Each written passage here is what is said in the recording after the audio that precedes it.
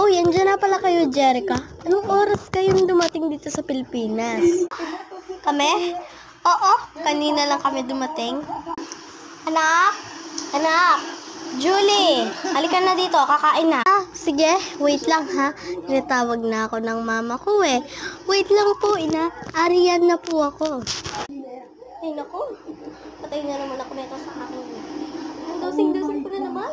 Anak, halika na dito ha. At wait lang, hindi pala tayo kakain. Joke lang yon. May surprise ako sa'yo. Ano po yun, mama? Oh, Julie, anak, andyan ka na pala. Pumikit ka muna. Ibibigay ko na to sa kanya.